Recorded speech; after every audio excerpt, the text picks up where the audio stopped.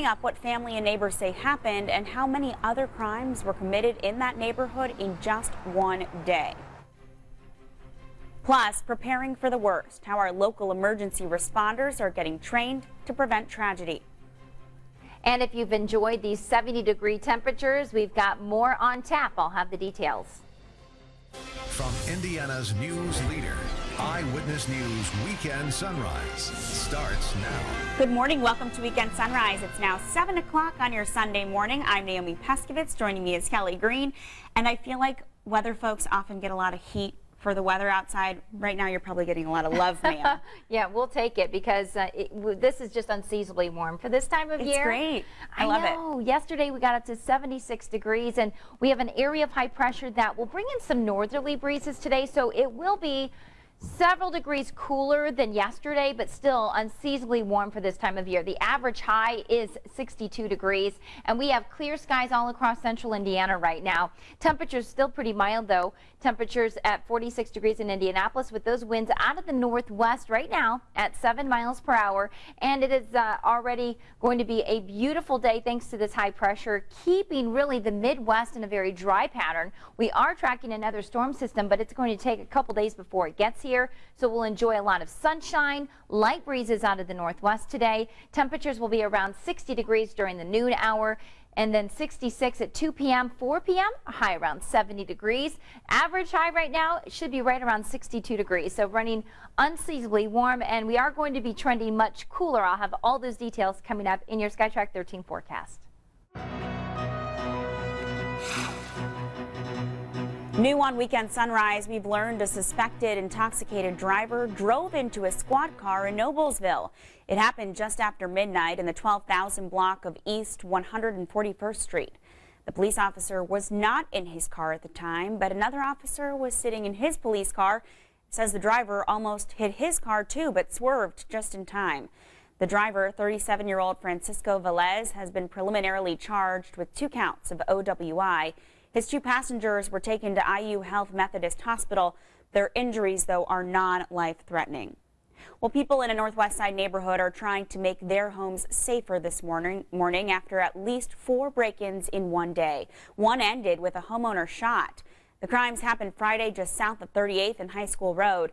Neighbors there are now worried about their own safety.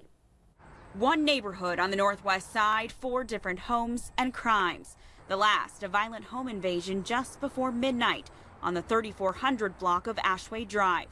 It's a mess. It's a mess. Yeah, it's a mess. Gallo Alcaraz describing the inside of his brother's home. His sister-in-law was there with her 1-year-old son at the time when they heard knocking at the door. She heard this noise. It was a big piece of block on the back, the kitchen. They broke the back door. At that moment, Gallo's brother was arriving home with his teenage daughter. During the commotion, his brother shot in the shoulder. We're not safe in Indianapolis anymore. It used to be really safe. Earlier that day, in broad daylight, 3 other homes were hit. At 2 of them, bricks were also thrown through windows in the back of the house, but the suspects got away with nothing. Just down the road, yet another break-in. This time, thieves got away with the plasma TV that was right here. Though the family has an alarm system, it wasn't on, so police think they just came in through the back door by kicking it open. This door frame knocked off the wall, other windows covered in plywood. And neighbors say they've been dealing with car break-ins too for at least the last month. But most homes here are alarmed now in hopes that even a sign outside will keep criminals away. And the man shot and injured during that home invasion was taken to Eskenazi Hospital. He is expected, though, to recover from his injuries. State police say a suspicious bag discovered downtown turned out to be harmless. Officers evacuated Monument Circle yesterday afternoon after witnesses saw someone put the bag down and then walk away. Investigators blocked off the area as a precaution. They later determined nothing dangerous was inside.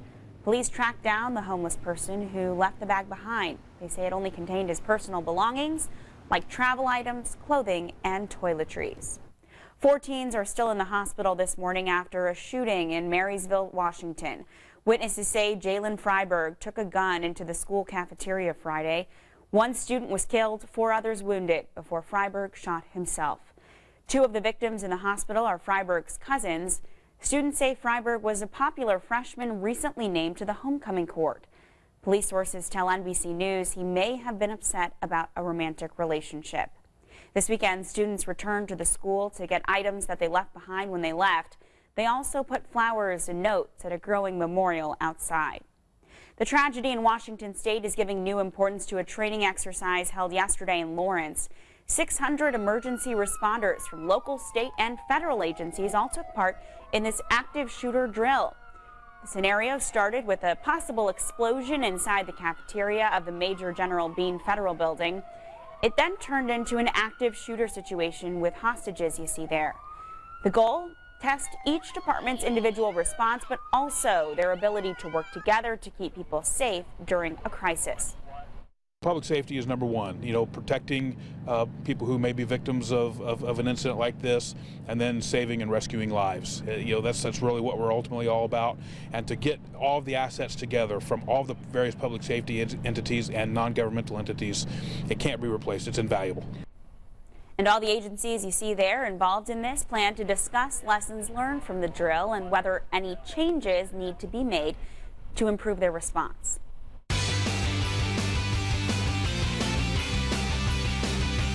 Well, the Colts are on the road this morning, ready to take on the Pittsburgh Steelers. The boys in blue bring a 5-game winning streak into today's matchup. But for the first time since last season, they will be taking the field without star wide receiver and also team leader Reggie Wayne. He suffered an elbow injury in last week's game against the Bengals. Kickoff is at 4:25 this afternoon, and coming up later in sports, Jason Spells will show us how the Colts stack up against Ben Roethlisberger and the Steelers. Indiana native Ted Bishop has been ousted as president of the PGA. This comes after Bishop made a sexist tweet directed at golfer Ian Poulter. He referred to Poulter as a, quote, little girl for his criticism of the way Nick Faldo and Tom Watson captained their Ryder Cup teams. Bishop later deleted the tweet and the Facebook post. In a statement, he apologized to Poulter and, quote, anyone else I might have offended. Bishop had just 1 month left on his 2-year term. Well, yesterday, this whole weekend, really good golfing weather. Yes. If you like to golf, it was perfect. Yes, I got out on Friday, Nice. and temperatures were in the upper 60s. Even better yet for tomorrow. So we are going to enjoy a couple more days of these beautiful fall temperatures. It is currently 48 downtown Indianapolis, 43 in Frankton, 45 in B-Town. I'll have your details in your SkyTrack 13 forecast coming up. Plus, new information about the man accused of killing 2 deputies in California. Coming up, we'll unveil more about his criminal background. Plus, Ebola quarantine, the latest on the state-mandated isolation of 2 women who show no symptoms of the virus.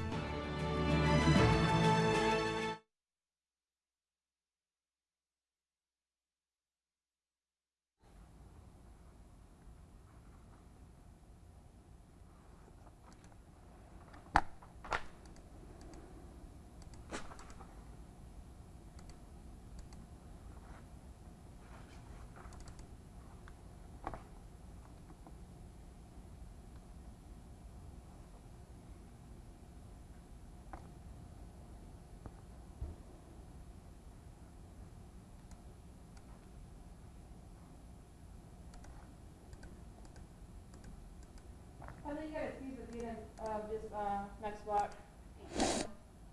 Uh-huh.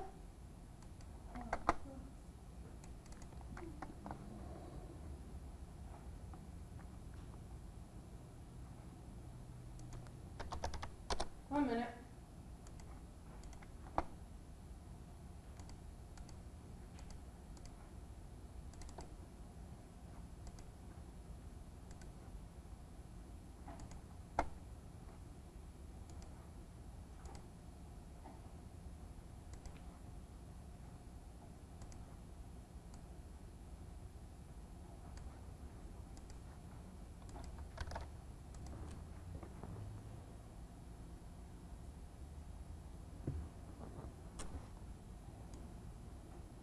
Ready?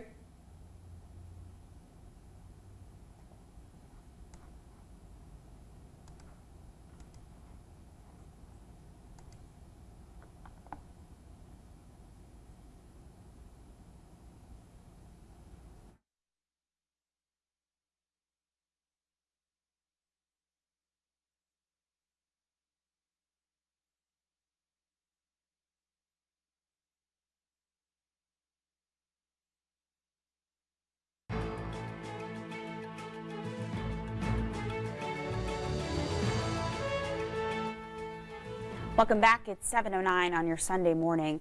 The man accused of killing 2 Northern California sheriff's deputies Friday was deported twice from the United States. U.S. Immigration and Customs Enforcement officials say Marcelo Marquez was sent back to Mexico in 1997 and again in 2001. Marquez was deported following a conviction in Arizona in 1997 on charges of possession of narcotics for sale. He was then arrested a second time in 2001. Marquez led police on a 6-hour chase that ended in Sacramento County. Both suspects are being held without bail and face multiple felony counts, including murder, attempted murder, and also carjacking. Canada continues to mourn the loss of a soldier fatally shot in the capital on Wednesday. Hundreds gathered at the National War Memorial in Ottawa last night to honor Corporal Nathan Cirillo with a candlelight vigil. The memorial was at the scene of the shooting Wednesday that took Cirillo's life and brought the nation to a standstill. He was standing guard when the alleged gunman, Michael Zihab Babeau, opened fire. Babeau then ran into Parliament Hill, where he died in a shootout with police. Corporal Cirillo's funeral will happen on Tuesday. A stream of lava from Hawaii's Kilauea volcano is picking up speed and is now threatening homes on the Big Island. Hawaii authorities are telling residents near the active lava flow to get ready for possible evacuation in the next 3 days. The closest home to the lava flow is about 300 yards away. People living there have already voluntarily evacuated because they have horses. The volcano has been erupting since 1983. The current flow, though, threatening the town of Pahoa, that started back in June. A preliminary test shows a healthcare worker in quarantine in New Jersey does not have Ebola. The unidentified woman had treated Ebola patients in West Africa. When she got back to the U.S., she did not have symptoms of the virus, but she later developed a fever. Although it seems to have subsided, she is still quarantined at Newark Hospital for at least 21 days. That's all under a new state policy. New York, New Jersey, and Illinois now require anyone who has had direct contact with Ebola patients to remain in quarantine for up to 3 weeks. The fiance of a New York City doctor battling Ebola is also in quarantine this morning. Police officers and employees of the city's health department escorted the woman into her apartment building. Her fiance, Dr. Craig Spencer, contracted Ebola while working with Doctors Without Borders in Guinea. He tested positive for the virus earlier this week and is being treated at Manhattan's Bellevue Hospital Center. His fiance was released from the hospital last night and is symptom-free. Still, though, she will be confined to that apartment for 21 days. 2 friends of Dr. Spencer will also remain in quarantine, that until November 14th. And we do have another quiet, beautiful autumn day on tap with sunny skies today. Temperatures will be climbing quickly. I'll have the details on Weekend Sunrise. Nothing better than enjoying a fall fire. Well, coming up, we're going to talk about some safety tips for your fire pit.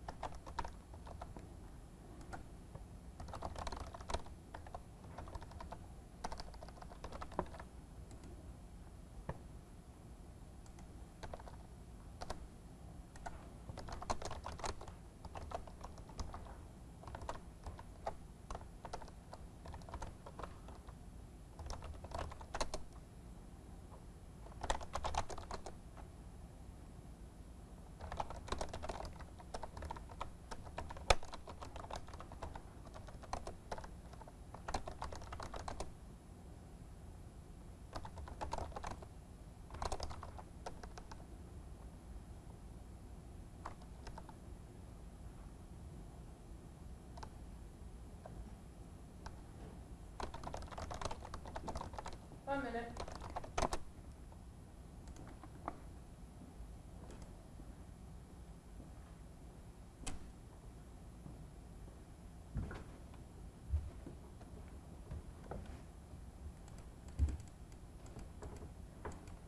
What was that? I don't know.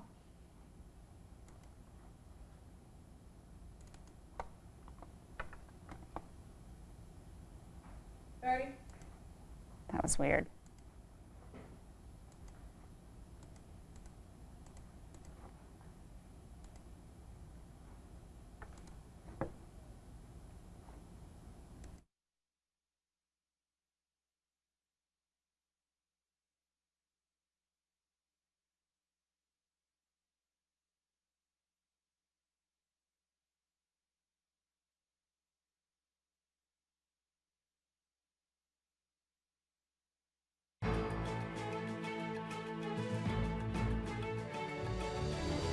A dark look outside this morning, but once that sun comes up, boy, it is going to be a fantastic day. Another brilliant autumn day yesterday. If you enjoyed those 70-degree temperatures, much of the same today, just a few degrees cooler.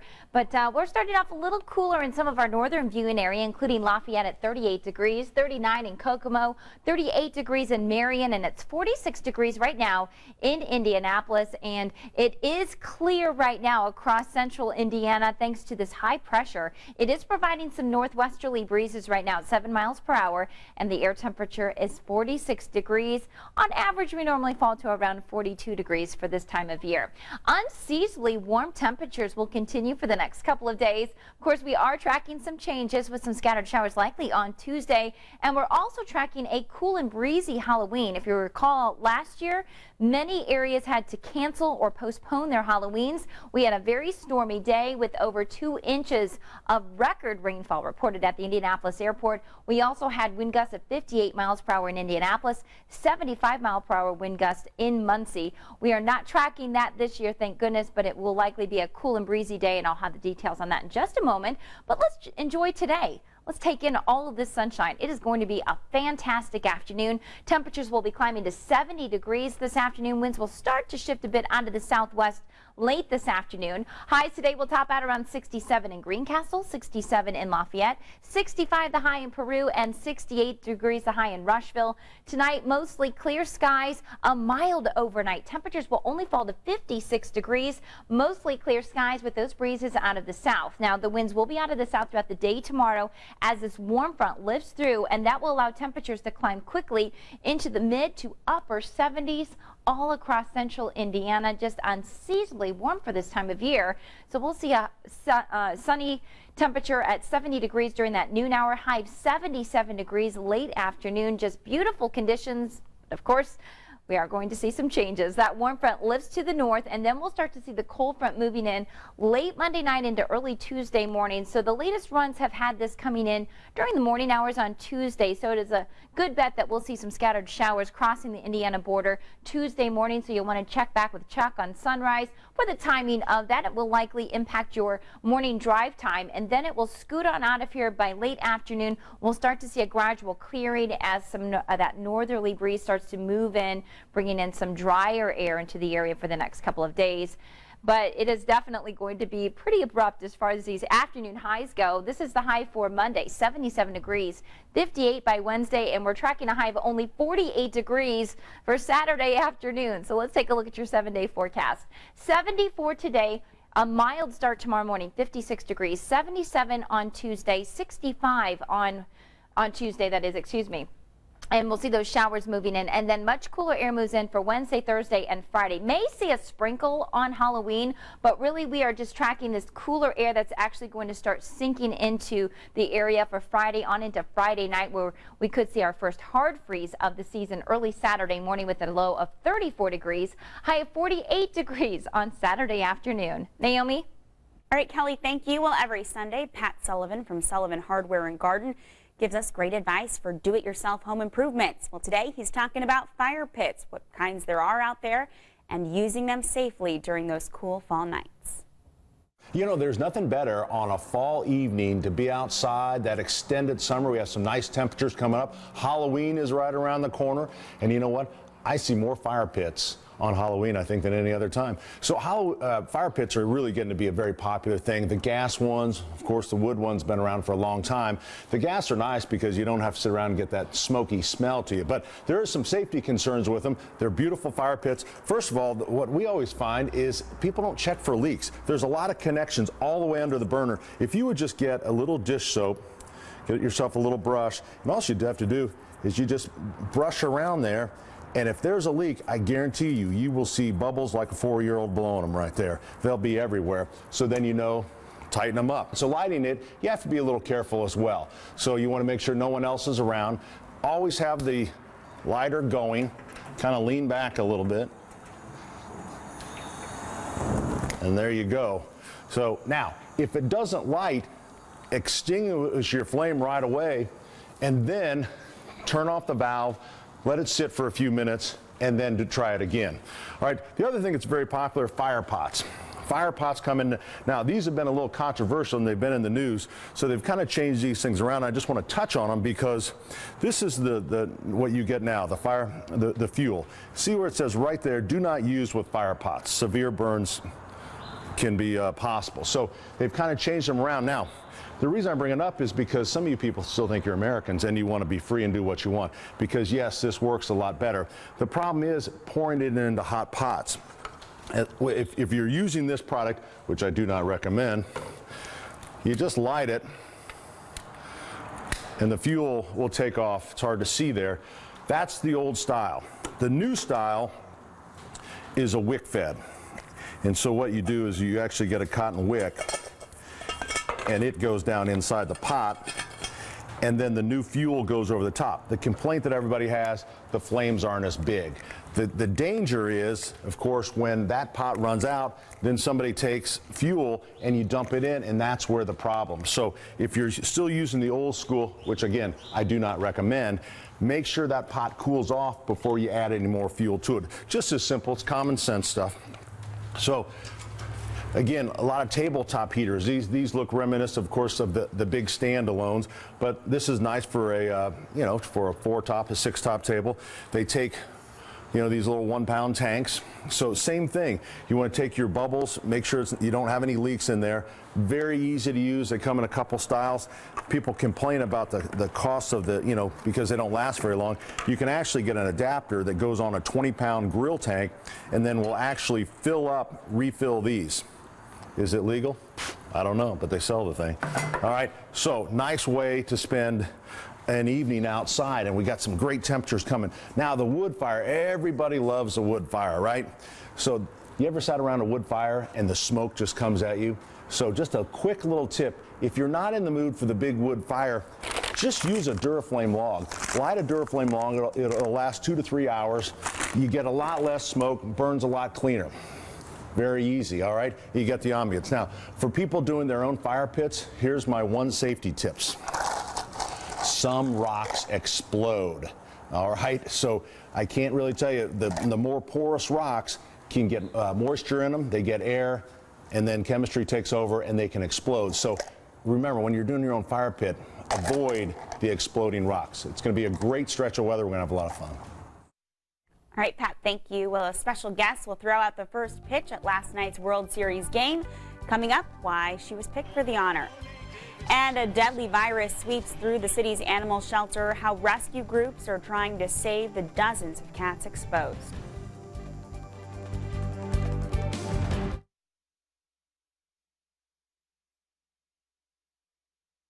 That already happened. That's okay.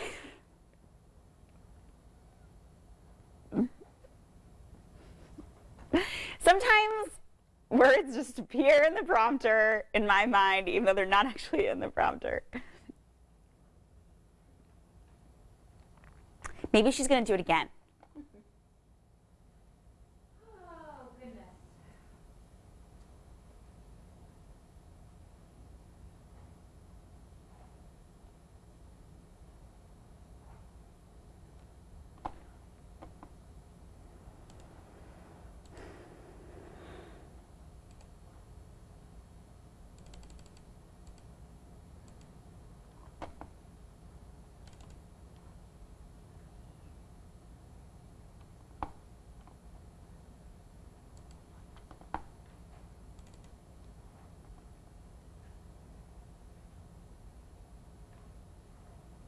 1 minute.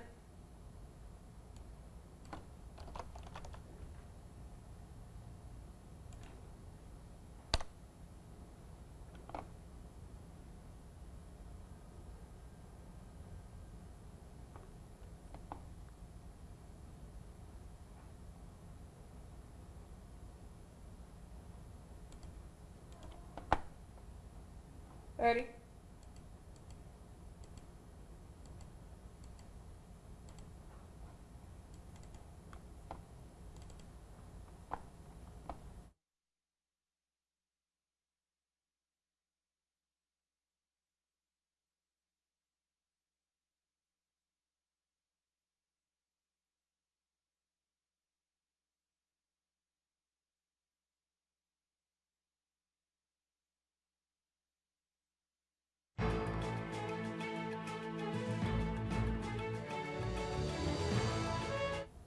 Welcome back. It's now 7:25 on your Sunday morning, and the World Series is now tied at 2 games apiece.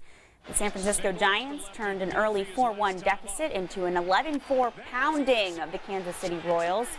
The next game of the World Series is tonight in San Francisco. The teams each need 2 more games to claim the championship.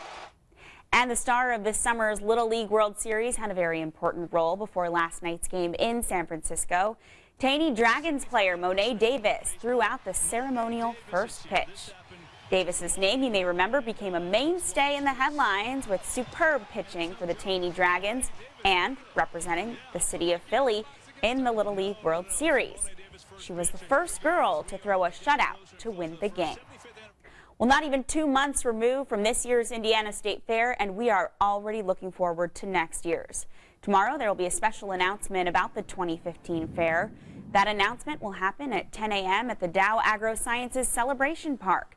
The Indiana State Fair Commission will be there, along with Lieutenant Governor Sue Ellspermann. Well, it might just be the greatest sale on earth, and it's happening in Wisconsin. Look at that. It's the Barnum Estate Sale. You heard the name right, as in Ringling Brothers, Barnum and Bailey, the greatest show on earth. Well, generations of the Barnum family collected all these fantastic treasures, and some of the big items up for sale include 14-karat gold purses, one-of-a-kind Tiffany jewelry, and also a 37-book series by Mark Twain. That sale starts tomorrow and it goes through Thursday. One of Napoleon's iconic hats is set to be auctioned off. The estimated price here, nearly $500,000. A black felt 2-cornered hat that belonged to the French emperor. There it is. It'll go on sale to the highest bidder in France next month. That hat is believed to have been worn by Napoleon during the Battle of Marengo in Italy in 1800. Pretty cool, to the highest bidder there. Well, a cleanup campaign spearheaded by a convicted felon still ahead on Weekend Sunrise. How the ex-con is turning his life around by giving back to the place he once called home. A mild start across central Indiana, 46 degrees in Indianapolis, 39 in Kokomo, a bit cooler in Lafayette at 38 degrees, but we'll see a quick rebound later this afternoon. I'll have all those details in your SkyTrack 13 forecast.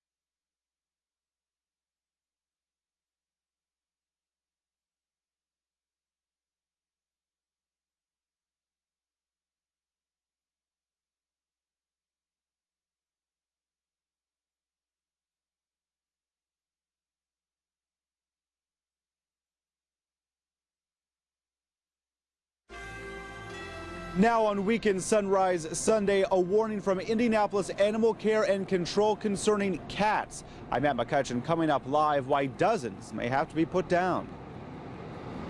Plus, a teenager shot and killed in northwest Indiana coming up. Why witnesses say the suspect pulled the trigger. And after a beautiful Saturday, will we see much of the same today? I'll have the details coming up on Weekend Sunrise. From Indiana's news leader, Eyewitness News Weekend Sunrise starts now. Good morning to you. Welcome to Weekend Sunrise. It's now 7:30 on your Sunday morning. Naomi Peskovitz here with Kelly Green. So many of us complained about the summer not being hot enough, a little bit too mild.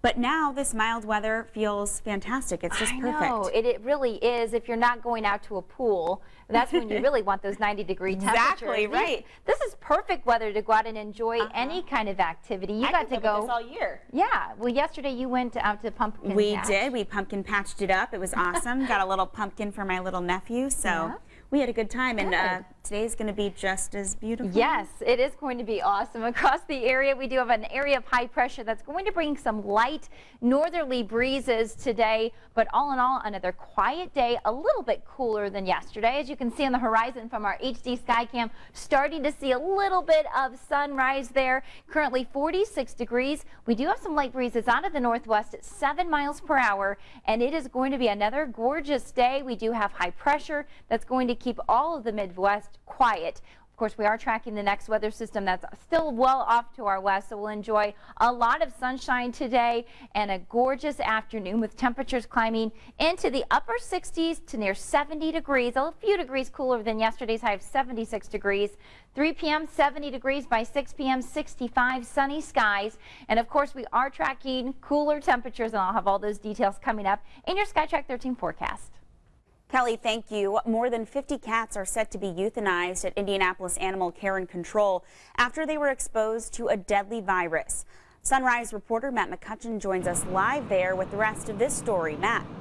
Naomi, good morning. Area rescue clinics may be able to come to the rescue in this case, and as a result, those cats have been given a reprieve so that those area rescues can find more room to help take those cats in. Now, if they don't, Animal Care and Control says that come Monday, 50 cats here will have to be put down. It's due to an illness called panleukemia. The shelter has already had to put down 20 cats diagnosed with a deadly and highly contagious virus. More than 50 are facing the same fate if area rescues don't step in to foster them. Rescue groups have already saved dozens, removing them from the shelter so they can be isolated until a 2-week incubation period passes. But Animal Care and Control says they can't let the general public in to foster some of these cats as they risk spreading the virus that way. So they have more people who can manage those symptoms and watch and see what's going on and do those things than we do. The shelter asks that you not bring cats here to surrender for 2 weeks until they can get everything cleaned up inside. Now, if you do bring a cat here during that time, they will be forced to put it down because they can't have any more exposed to the virus. Now, you may remember the shelter has not had a director here for several months. A search continues as well for that post while it continues to see if they'll have to put down those 50 cats in question. Reporting live, Matt McCutcheon, Channel 13 Eyewitness News. All right, Matt, thank you. A lot of folks hoping that does not have to happen this morning. Matt, thanks. Well, police in Madison County are investigating an accident involving a sheriff's deputy and a van full of teenagers. They say the deputies struck the van when the teen driver went through a stop sign near County Road 100 West and County Road 500 South. The crash sent the police vehicle off the road, but the van sped away. Eventually, all 4 teens abandoned it and ran off. Police later found them and they admitted to drinking, although they tested negative for alcohol. A drunk driving crash in Vigo County leaves 1 dead and sends 2 others to the hospital.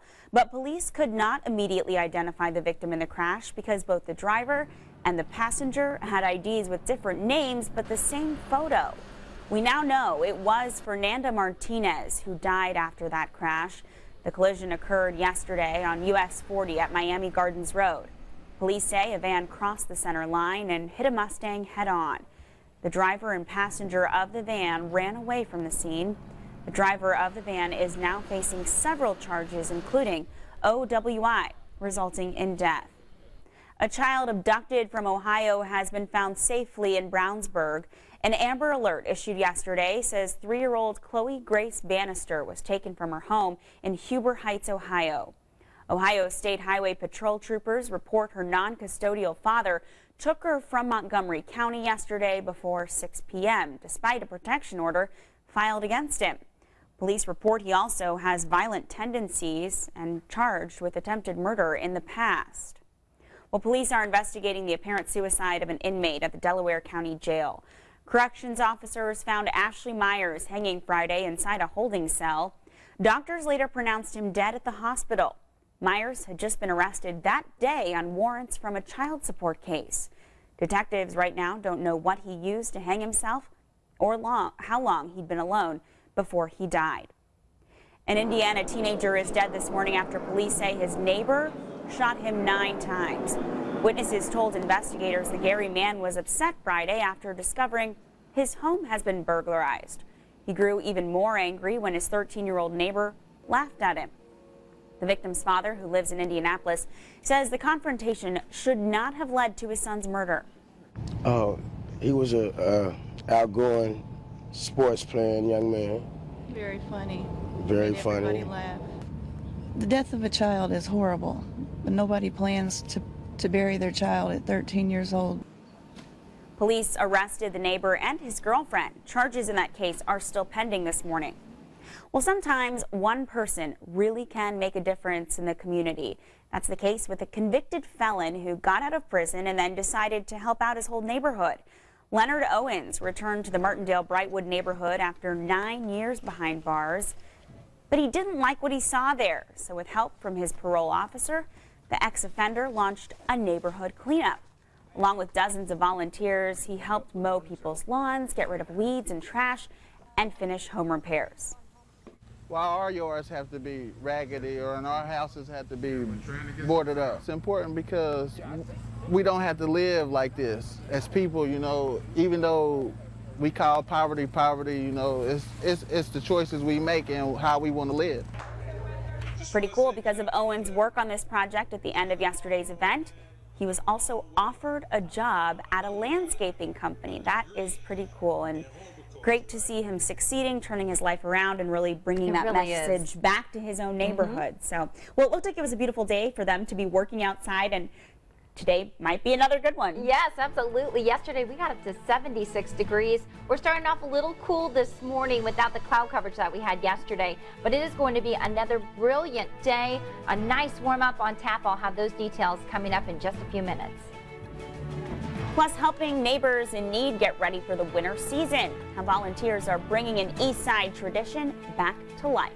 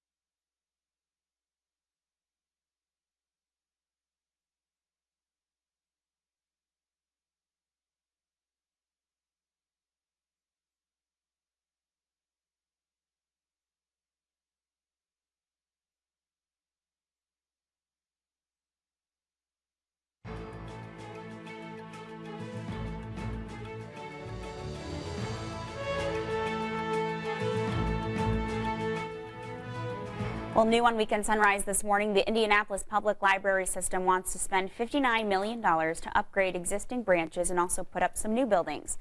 The plan calls for renovating 5 branches, replacing 4 buildings, and adding new branches in Lawrence and Perry townships. Hopes are that the City-County Council will approve a proposal that would authorize borrowing the money through a series of bond issues over the next 6 years. The proposal calls for opening new branches starting in 2016 and finishing construction of all of them by 2020. Well, 10 Indiana high schools made it to the finals of an elite marching band competition held right here in Indianapolis.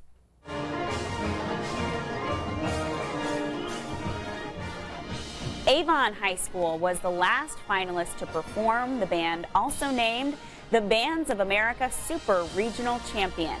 They were one of 15 bands to perform last night at Lucas Oil Stadium. We do have the entire list of all the results. It's all on our website. Just go to WTHR.com. Well, more than 100 volunteers helped a Near East Side community get ready for winter. Yesterday's blitz, known as Caulk the Town, targeted 37 homes in need of weatherization. Volunteers worked with neighbors to make repairs like weather stripping and caulking before the temperature drops. We've had several residents who've been unable to care for some of their property. They're older residents, and they've been thanking us already today for the good work that's been done. Well, this event, pretty cool, was revived this year after nearly 2-decade hiatus. And what a nice day it was, although it's hard to think about winterization right now because it's just so beautiful outside. Yes, but we are going to see some cool temperatures late next week. I'll get to that in just a moment, but let's just enjoy all of this sunshine. We are starting off on a great note here in Kokomo. You can start to see the sun rising, lots of blue sky across central Indiana. It is currently 39 degrees right now in Kokomo, 46 in Indianapolis, 38 degrees in Lafayette, 44 in Bloomington, and 44 degrees right now in Muncie. We're going to see a nice warm up today. It'll be a little bit cooler than yesterday's high of 76 degrees. It's currently 46 degrees at the Indianapolis airport. Winds out of the northwest at 7 miles per hour. And we are going to see a lot of sunshine today, unseasonably warm temperatures for the next couple of days before we start watching out for some scattered showers that will move into the area. Cool and breezy for Halloween. Now, if you recall last year, we had a very stormy Halloween. Many communities canceled or postponed their Halloween events, and we had over 2 inches of rain recorded last year at the Indy Airport, and that was record rainfall. We had some gusty winds out of that system too. Not going to be the same Halloween this year, but we are going to see some cooler temperatures. I'll have that in your 7-day forecast, but let's enjoy all of this gorgeous sunshine today. Temperatures climbing to near 70 degrees across central Indiana. Breezes will be light out of the northwest today. We'll see a high of 67 in Greencastle, 72 degrees the high in Nashville, 68 in Muncie, 68 in Richmond, and 65 degrees the high in Peru. A mild overnight tonight. Temperatures will only fall to 56 degrees. Normal low 42 degrees, so it's definitely going to be mild tonight as the kids head out to the bus stop. During the day tomorrow, a warm front will lift through, and that will allow some of those warm southerly breezes to move in. Temperatures responding nicely, climbing into the mid to upper 70s all across central Indiana, well above the normal 62 degrees for this time of year. So we'll see a high 77 degrees in Indianapolis during the noon hour. Taking advantage of that, 70 degrees with mostly sunny skies. And then as we head into Monday evening, the changes start to arrive. Starting Future Track 13 at 7 p.m., you can see we'll start to see a little bit of precipitation in portions of Illinois. We'll start to see the clouds thickening up overnight into Tuesday morning, and the latest model runs have had this pretty consistently coming in during the morning hours on Tuesday. So it'll likely cross that Indiana border sometime after 6 o'clock in the morning. Check back with Chuck on sunrise for the timing of this, as this may impact your travel time for that morning commute. But then as we head into the afternoon, notice how things clear back on out, and it will be a warm Monday, but then we will be trending much cooler as we head towards the end of the week. 48 degrees for the high on Saturday. So quite a few changes in your 7-day forecast. So let's take a look at it. 70 degrees for today. High of 77 for Monday, 65 on Tuesday with a few scattered showers.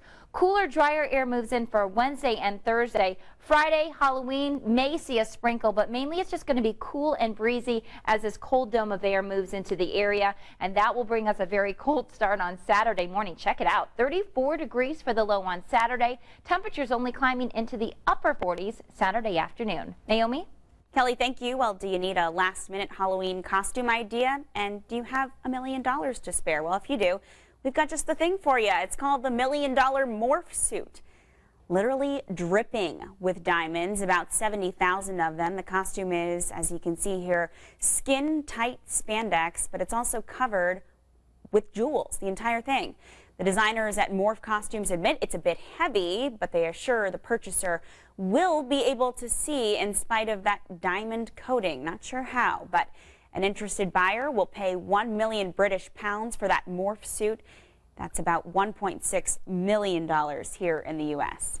Well, most of us, of course, don't have $1 million to spend on a costume like that. In fact, there are a lot of ways to save on your Halloween getup. Jeremy Brilliant spoke with our Queen of Free about some ideas that you can put together with items you've already got at home. Well, do you have a Halloween costume? If you don't yet, time is really running out. Sherry Lowe is also known as the Queen of Free. She is here with some really budget ideas of making Halloween fun, making sure the kids have nice costumes, but not breaking the bank either. Exactly. You know, I'm not a Martha Stewart. I cannot run a sewing machine to save my life. You probably don't have time or money to make something really ornate. I found 6 ideas that are last-minute costumes. All these items were in my house. I didn't have to borrow anything from anyone. And so I thought we would go very practical this morning and share with you these last-minute costume ideas. Okay, let's talk about each one of these. And these are things that the kids can just you can help the kids throw together and get out there and have fun and still look good for Halloween. Definitely. Okay. So think about cowboy or cowgirl. Probably everybody has, you know, a flannel shirt or a plaid shirt laying around. You might have a handkerchief, a star, some boots. If you have a stick horse, that's even better. There's some bonus points in that. And a hat. If you don't have a single one of these items, you might be able to ask someone on your social media networks, do you have whatever the missing piece is? And so cowboy, cowgirl, great idea for the kids, maybe even for you. Tourist is my second idea. Okay. So, you know, you can put on some shorts and then some dark socks. Maybe wear them with some sandals just to create a humorous effect. Put some sunblock on your nose.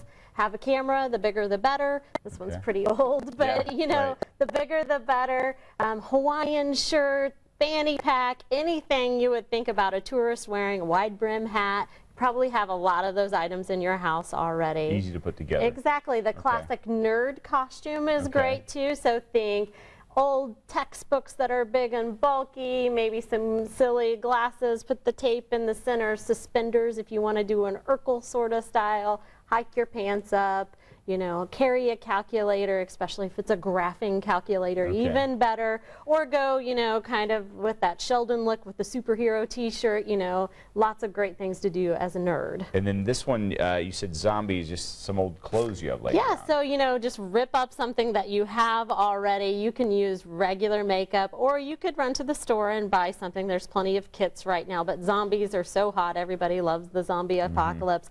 Bonus points if you take something like, you know, an old bridesmaid's dress or an old prom dress or an old suit and rip it up so that you can kind of look a little chic as your zombie appearance. All right, now these next couple, a little more creativity involved, but again, you don't have to be, like you were saying, Martha Stewart. You can kind of make these up. Tell us about this one here with all the name tags. I call these my ironic costumes. These are the ones every year when you see someone have them, you think, I should have thought of that. And I quickly Googled and found all kinds of great ideas. The internet is a wide place and you don't have to come up with it on your own.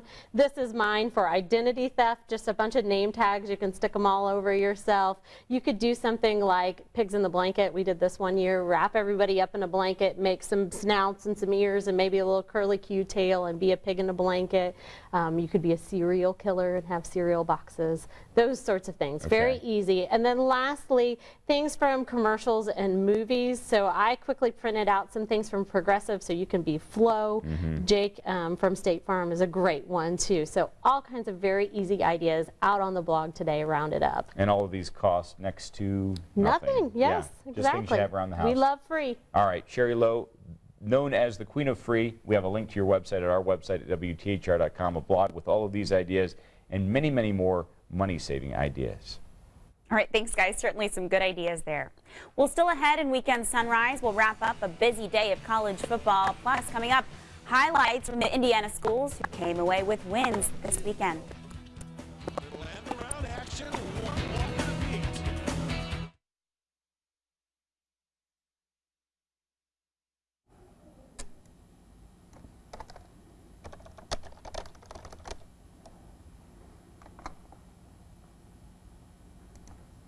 This guy, Michael, did you see that he gave us our own hashtag? Yeah, I forget what I think mine's like Naomi Rocks.